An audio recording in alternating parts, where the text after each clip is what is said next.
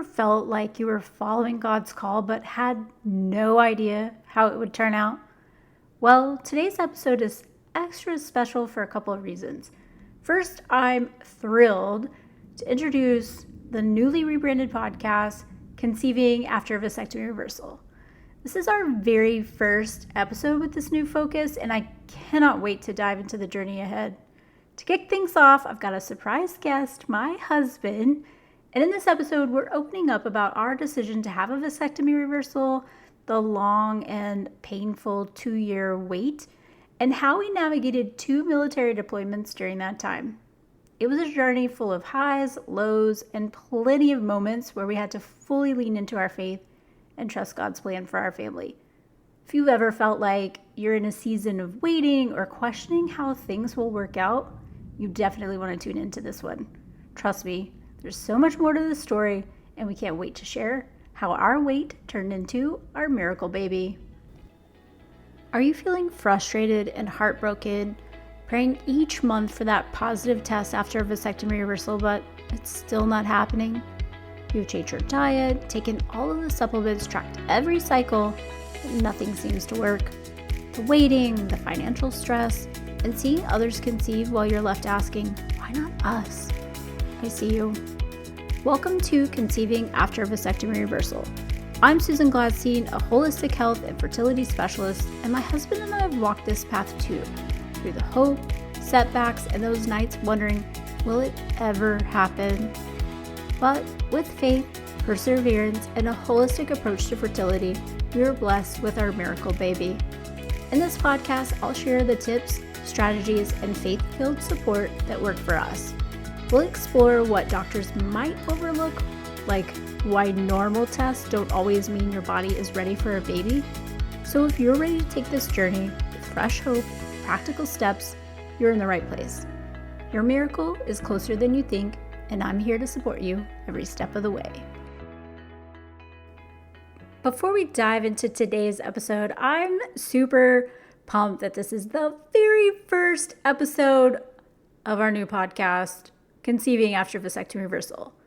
If you've been on this roller coaster of hoping and praying and waiting for that precious positive test, this podcast is definitely for you. We're here for real talk, honest stories, and practical ways to prepare your body and spirit for the baby you've been dreaming of. To celebrate the rebrand, I'm giving away a Fertility Wellness Bundle packed with high-quality supplements and some of the holistic tools that helped us on our own journey. To enter, leave me a written review on Apple Podcast. Seriously, that's my love language, is words of affirmation, so I'm definitely reading them all. But take a screenshot, post it on your Instagram stories, and don't forget to tag me at Conceiving After VR so I can see your entry. Thanks for helping spread the word and joining me in this exciting new chapter. It is the first episode of my newly rebranded podcast, and I thought, what a cool thing to have my husband join me for today's episode to kind of share our story of having a vasectomy reversal, welcoming our miracle baby, and all of the ups and downs that happened in the 2 years of the wait for her. So thank you for coming on. Thanks for having me. So I guess we should start from the beginning. Of course, we got married. Well, we met in 2008. We got married in 2011. And we have 5 kids between us. And at the time that we met, my kids were 2 and 5, and your kids were, what are they, like? No, they were like 9, 11, and 12. Yeah? Yeah, I guess so. Something like that. But at that time, we talked about it, and we were like, yeah, 5 kids is enough. Like, we're good. We don't need any more. And so we booked an appointment to have a vasectomy, because that just wasn't even in our cards. And then fast forward, I don't know, 7 years later, I started feeling like I wasn't really done having kids. And I jokingly say it's because my kids were then like almost teenagers and they didn't need me anymore. So I had to start all over to just deal with the emotions of not being needed anymore.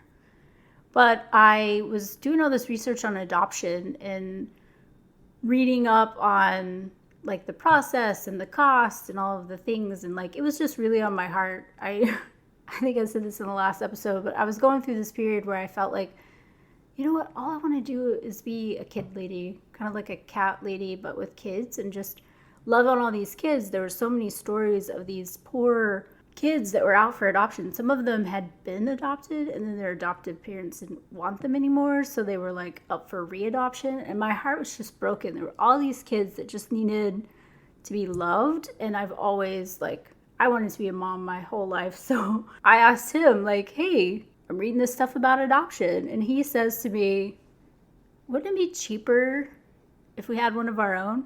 Well, wasn't it that we were, our church at the time, right? They were doing the adoption with kids from other countries. And so I was deployed over in the Middle East, and I had watched the church service that you had been to. And so we were talking about FaceTiming about the possibility of adopting. And from my recollection, I think the next morning when I woke up, the Lord had laid it on my heart, which He had done the same, with you. And so, yeah, we just... It definitely was one of those things where, like, it kind of came out of nowhere. Yeah. So it definitely had to come from the Lord. Like, our hearts completely did a 180 as far as that goes. But then when he said, like, wouldn't it be cheaper if we had one of our own? Because gotta appreciate a frugal mentality. But I didn't even know about vasectomy reversals or even realize that that was a thing. So then we went down this whole rabbit hole of, like, who do we choose? What do we do? Where do we go? And of course, being the researcher I am, I found a website for this guy. The website's dadsagain.com, and like, how cool is that? But I was just like in tears reading this guy's page about helping families have babies that they desperately wanted. And it kind of just felt like this moment of like, hallelujah, this is the guy you need to go to. So of course, you were deployed. Yep. Yeah, that's right. And so we booked a FaceTime consult for when you got back. Yes. And it was also one of those things, like, even talking with him, I don't know about you, but I felt like he was the guy. Mm-hmm. Even though, frugally speaking, that wasn't the best option, because we obviously had the VA available to us that wouldn't be quite as expensive. So the finance was like a big piece. Like, I don't know how we're going to fund this because of reversals. And especially with the guy who wrote the textbook for reversals, developed the instrument that's used all over. So that was like a big, huge concern. But the guy had like a huge wait list. I mean, people come from all over the world. So it was kind of like, okay, we know this is what we want to do, but he doesn't have any openings, so we don't have to really worry about it right now, kind of thing. Yeah. Yeah, and then there was the financial side, obviously, right, where we had owed taxes the 2 years prior. Yeah, I was getting to that. And it wasn't a small amount. Okay. Carry on. So you got back this is like in February, I think, where we had the consult, and then we were doing our taxes, and we get a phone call from the reversal doctor's office saying, hey, we had a cancellation. Can you guys come in 10 days? And we had just found out that we weren't going to owe for the first time in a couple of years. And if you would believe that the amount of our refund was the exact amount that was needed for the reversal. Yep. It felt like a total God thing. Like, we were both on the same page. This guy's got an opening in 10 days, which worked out perfectly with like your work schedule for recovery and all of the things. So I was like, all right, this is what we're doing.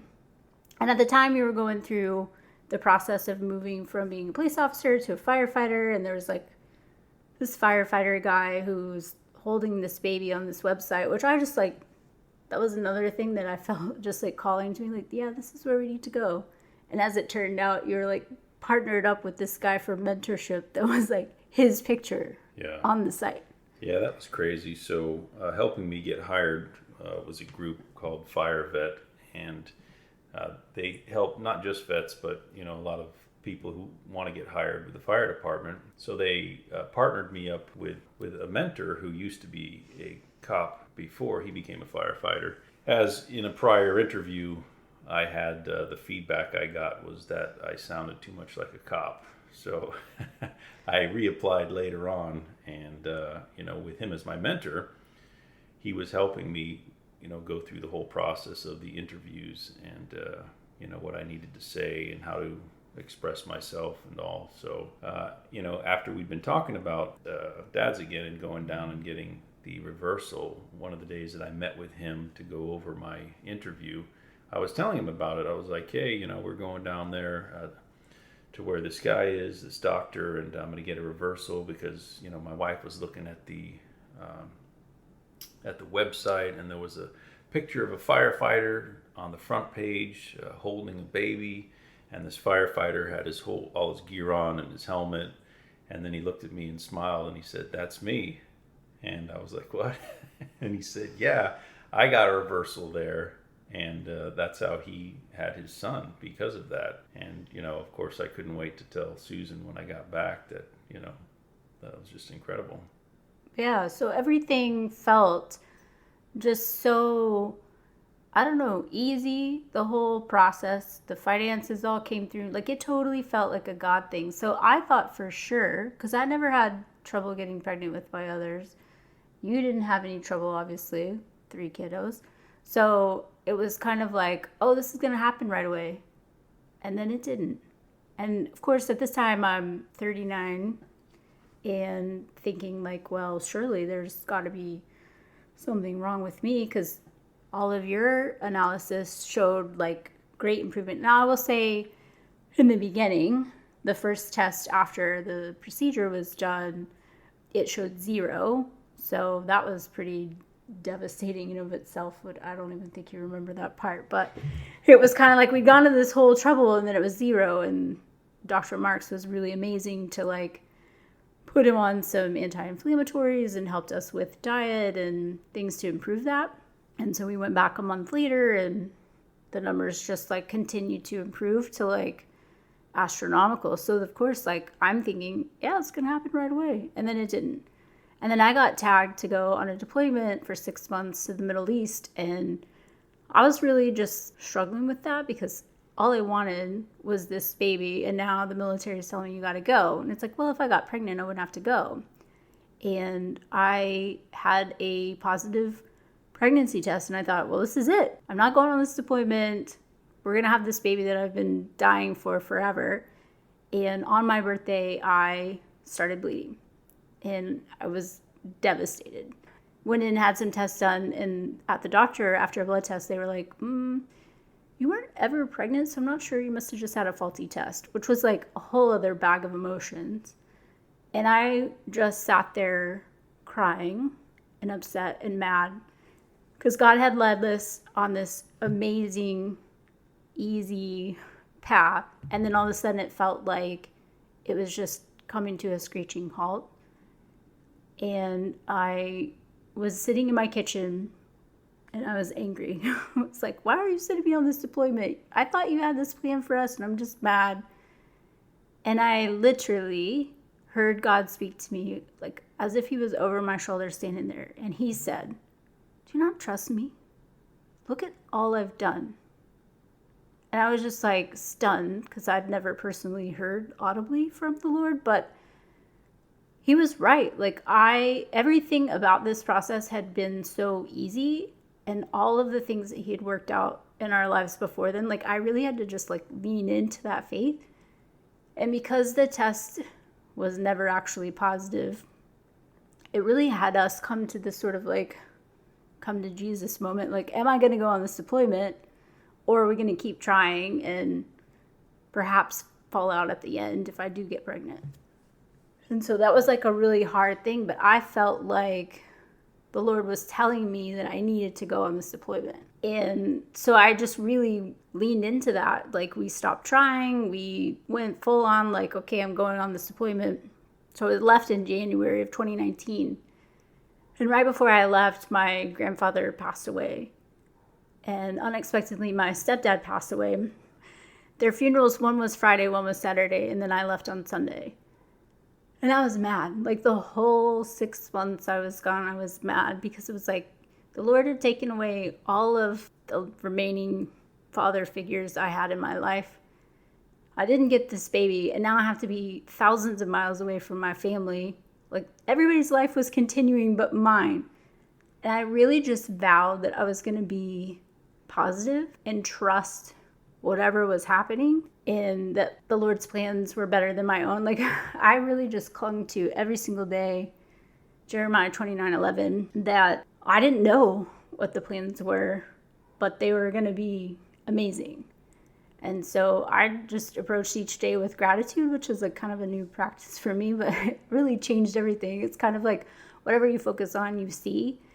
And when I started focusing on all the good, honestly, it's all I saw. It was a really tough time, but like I came back and thought, okay, I'm going to get pregnant right away. And then I didn't. In fact, I had a trip kind of unexpectedly to Germany in the middle, and Daryl like put everything on hold and flew over, and we spent a week together. And I thought, well, this is going to be great because I'm going to get pregnant, and then I'm going home soon. And honestly, like that flight coming back. By the way, if you've never been to Qatar in the middle of summer when it's 120 degrees and like 98% humidity, is literally the worst place I've ever weather-wise been. It was miserable, and I couldn't help but being grateful that I didn't get pregnant and be in my first trimester during that time, like walking everywhere on base. So the Lord had better plans for me than I did, but I was mad that it didn't happen at the time. But sometimes it's just about trusting, right? Yep. So we come back and it doesn't happen. And I'm approaching my 40th birthday, and surely there's something wrong with me. So I decided to go and have all this fertility testing done. They said everything was good and immediately pushed us for IUI. And I guess part of me at the time was just kind of like, well, yeah, like I want this to happen so desperately. I'm going to do whatever the experts are telling me to do. And so we did a medicated round of IUI. And we missed our window because you got stuck. He, at the time, was in Afghanistan, and then they got stuck in Italy, so he didn't make it back in time. So I had to wait. It was like a whole another month. Like, come on, this was going to be the thing, and then it wasn't. And so the next month, I take the meds to do a medicated round of IUI, and it fails. And I'm like, devastated. And I don't know what to do, but the medications had made me so sick that I was like, who am I trying to play God in all of this? Like, he worked everything out. It was like another moment where we had this come to Jesus talk. I think we were riding bikes even, because I had discovered that I really liked riding bikes again. But I was like, why am I trying to play God in all of this? Like, he has led us on this path. I just want things to happen naturally. And so we decided not to do any more treatments after that. And I was completely at peace with whatever was going to happen. And then COVID hit and everything shut down. And the fertility clinic calls and says, well, we're not seeing patients anymore. And we're like, good, I wasn't going to come see you anyway. No, not really. I mean, like in my mind, I had already just made up that God's plans were better than my own, and I was just going to leave it to him. And so, yeah, the world shut down, which was crazy. It was also pretty amazing because, like, I couldn't go to work, so I just rode my bike all over in the sunshine. And the very next month, God had this amazing mic drop with a positive test, and that was that.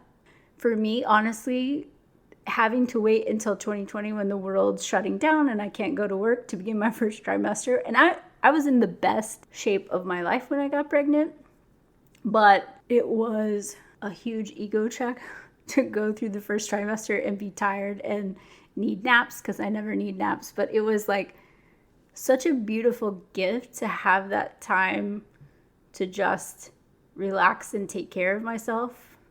I worked out every single day. I was outside every single day. Like, I really was able to de-stress from work, to do all of the things. And that's kind of like what really sort of was the catalyst for me kind of getting into more of a holistic approach from what they were just trying to say, like, well, just take these supplements and everything looks good and you should have no problem getting pregnant. But then I didn't. And I think just all of the combination of approaching it from a holistic perspective is really what was the big shift for us. Yes. Yeah, I mean, I just felt as well that the Lord's timing was absolutely perfect with COVID going on and all that silliness and the fact that, like, you didn't have to go to work, you know. You were able to work remotely from home because you were working for the federal government at the time, so they were paying you to not show up. Yeah, nobody knew what to do with us, and they Yeah. all of a sudden everybody realized that they could telework, you know. Don't come to work, it's an emergency. Mm-hmm. I don't know. None of it really makes sense. But it was a huge gift and blessing to me in that time, because while there was a lot of uncertainty and a lot of stress that came with COVID, for me personally, to like step away, realize that like I had spent so many years leaving my house in the morning, going to work and coming right back. Like I was not outside, I was not active.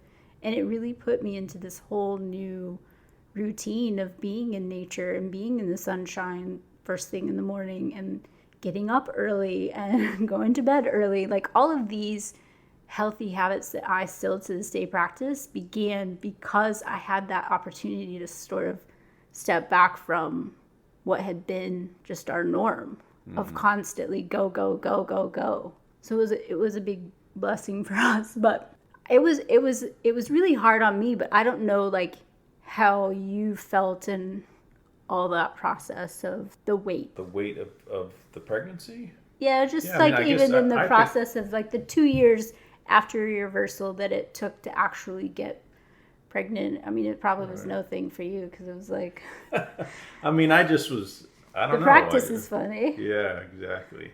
No, I just felt like, I don't know, maybe I wasn't in as much of a hurry. I kind of just felt like I knew it was going to happen. I didn't know when.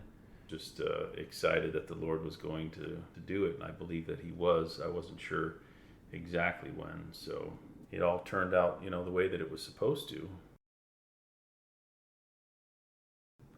Yeah, I will say that I think for me, really leaning in and trusting like God's plan, because He put it on both of our hearts at the same time. Yes. So really just like leaning in and trusting and all of that, which is really hard to do when it's like you of the flesh really want something, like whatever it is in life, something that you desperately, like there wasn't anything that I wanted more than to have a baby with you.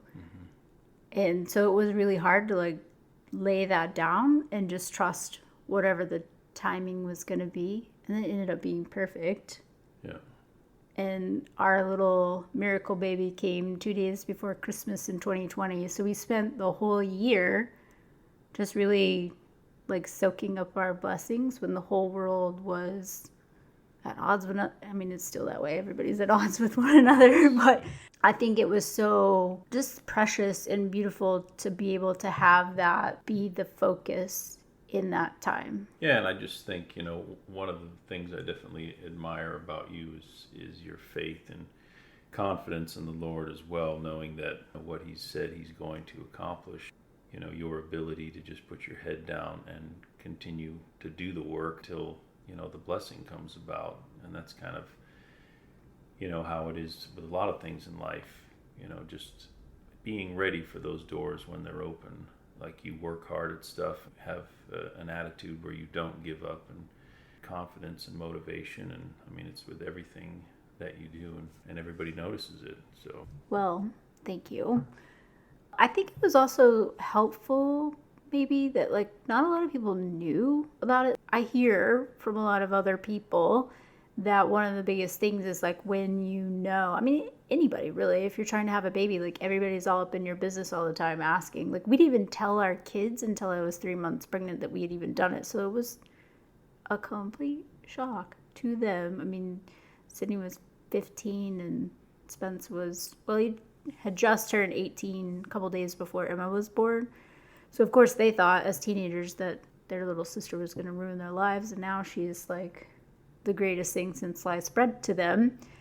I think it was helpful that we didn't have a lot of outside pressure, because that can be a lot too when people are when are you gonna have a baby? When are you gonna have a baby? Like, it just in general. I mean, Right. people are well intended and well meaning, but the pressure can be a lot, especially those who know you've spent a lot of money to have a reversal, and then they're just trying to help, but it's not always helpful. What is some advice that you would give to other couples who are either thinking about the surgery, planning on the surgery, like maybe God stirred something in their heart? Like, what would you tell couples that are where we were several years ago? Yeah, I mean, I feel like if the Lord lays it on your heart and it's something that you feel and have the confidence in, I mean, the word says, delight thyself also in the Lord, and he shall give thee the desires of thine heart. So a lot of people think that refers to him giving you what you want, but another way it can be interpreted is that he actually puts the desires in your heart to begin with, so that you want what he wants and that you're aligned with his will. And I think that's very important. And obviously that comes, faith cometh by hearing, and hearing by the word of God. So, your intentions and your ideas and thoughts are going to be aligned with the Lord and put there by, your foundation being strong in his word.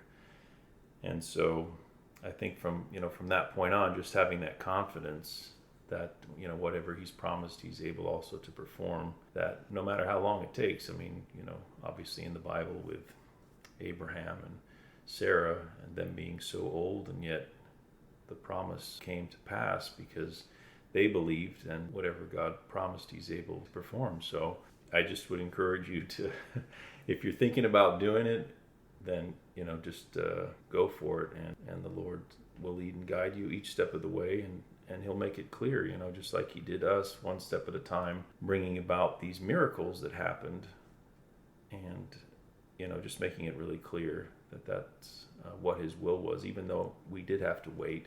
A lot of times, you learn during those waiting seasons, and also, the gift when it comes is so much more precious, as we definitely feel in the case with Emma, our daughter. And I mean, I can't imagine, we talk about it all the time, like I can't imagine her not being here with us. Like everything that we do, people always ask us, like, oh, we'll watch her so you guys can go and have a date night or go out together. And we just say, like, well, we don't really want to be anywhere if it's not with her. We just enjoy having her around us all the time. We waited for a really long time for her, so it's kind of like, yeah, I think we just really want to be with her every moment we can. And that was the other thing, because we are older and have basically now all adult children and then a 3-year-old. You got a lot of grief from guys you work with about, dude, you're almost free. Why would you start all over? Like, it's the worst thing. And I see it a lot in the vasectomy reversal community. Like, there are a huge age gap. I mean, there's that meme that talks about, like, the 40s are wild. Like, some of us have, babies and toddlers and grandkids, and it's wild. It's definitely crazy. But I think for me personally, society wants you to think like, oh, you've hit 35 and now, like, apparently your fertile window just drops off a cliff, which is not true. Like, I had a baby at 40 and got pregnant again at 44. So don't give into the belief or the fears, the worldly fears, if it's been placed in your heart.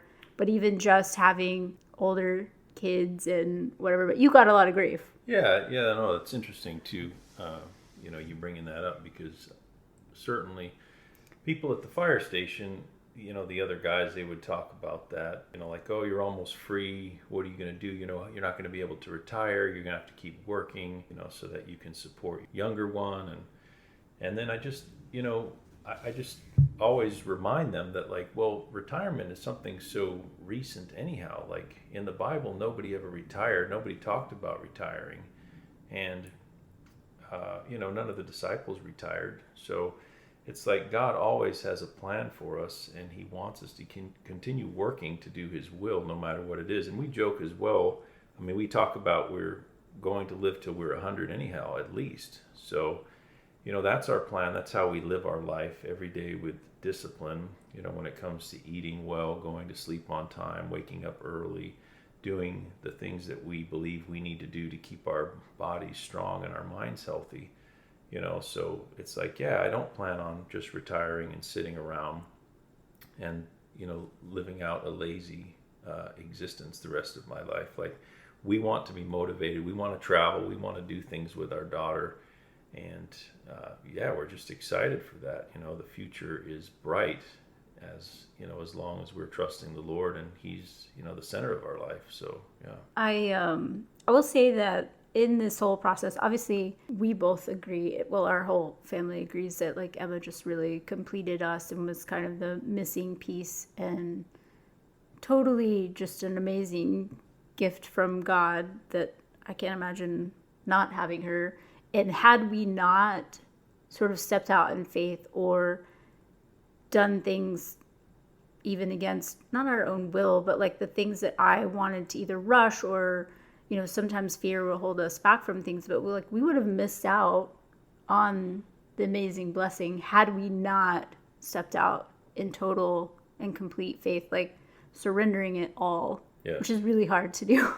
Yeah, and it's true. And like you were saying earlier, just about us not having thoughts about having a child again, and obviously after the vasectomy, yeah, that's not where our lives were at the time, and I don't feel like we were aligned, with the Lord and His perfect will. I know I felt like I got away from trusting in Him and getting in His Word, and so yes, I was thinking, in a materialistic type way, and just thoughts about like, well, I'm going to retire at this date, and I'm going to be able to make this much money to live off of, and then we just do our own thing. And I think the Lord definitely changed our minds at the same time. And once we started putting Him first again and making it a priority to get in the Word and going to church again, and all these things that make your life so much more rich, then it's like He was able to trust us with what He wanted us to do, to give us the insight and the vision that this was His will for us, and put that in our hearts. So we were able to move from there, and it was just amazing after that. Which is kind of what led us to this chapter, and for me to rebrand this podcast and really even focusing my whole business, because as we got to talking about it, and I realized there's not support, especially from a holistic or biblically based, for couples who are trying to conceive after vasectomy reversal. There's always Dr. Google or well-intended people on Facebook who are offering what worked for them, but like to really give a scientific, holistic perspective that's unique to you and your lifestyle. So when I started like toying around with this idea, like it's really scary to pivot something that I've done for the last 10 years. But when I was talking to you about it, your response was, I can't think of anything better than bringing babies into the world. And like that sealed the deal for me, because I was like, you're right, there is no greater thing. And so to help couples who that's all they want, like where I was, and to look at my little Emma's face, which we named her Emma because it means my God has answered. And she was definitely an answer to a lot of prayers for many years. But I'm excited. It's sort of scary to transition. I know there's people that are, maybe if you're still listening, like you came here thinking it was going to be something else. But I hope that our story will continue to bless other people and give hope to the hopeless, and even just someone who understands. There's a lot of like friends and family or people who've not gone through the process, where maybe you had kids before and then you had no trouble, and then now you've had this reversal and it's not working like you thought it was going to, and that's like devastating in of itself, because it's something you so desperately want. So I think it helps to just have a community of people who sort of get it and can give you that wisdom.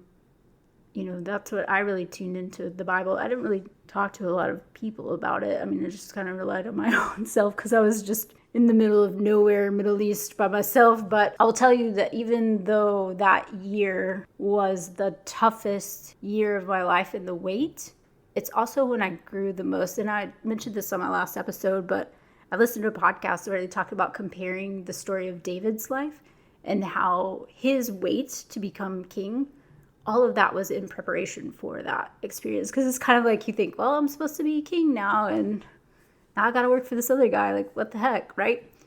And just that perspective change in, like, you're not in waiting, but you're in preparation for, was huge for me personally.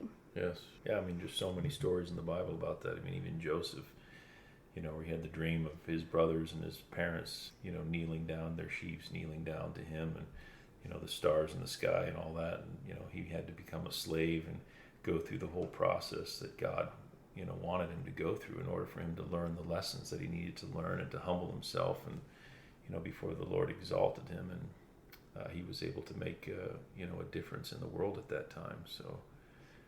Well, I just want to say thanks, because like this journey, obviously it's brought us closer together. And I think like anyone who's dealing with fertility issues, like their relationships, it does put a strain on you. But I think we were both really just focused in God's plan for our life and had the faith that it was going to work out the way it was supposed to. So I don't think we were ever not on the same page. But I know that there's a lot of issues for a lot of couples, which I'm going to get into in a future episode. But just thank you. Thanks for encouraging me, for being here, and for my little sweet Emma miracle baby that I wanted so desperately. She's the best. Yes, absolutely, babe. Thanks for having me, and you're easy to love. So. Well, thank you. Okay, before we get all mushy, we'll sign out for now. Thank you so much for joining me on Conceiving After Vasectomy Reversal. I hope you're feeling encouraged and more hopeful on your journey to growing your family. If you enjoyed today's episode, please take a moment to subscribe, leave a review, and share it with someone who could use a little extra support. I absolutely love reading your reviews. They mean the world to me. Like, seriously, words of affirmation are my love language. So let's stay connected. Find me on Instagram at conceivingaftervr and join our Conceiving After Vasectomy Reversal Facebook community for even more support and encouragement. I believe that God placed the desire for a child on your heart for a reason, and I'm grateful to walk alongside you in this season, to encourage you, and to help you find joy in the journey, trusting that His plan is greater than we could ever imagine. Thanks for listening.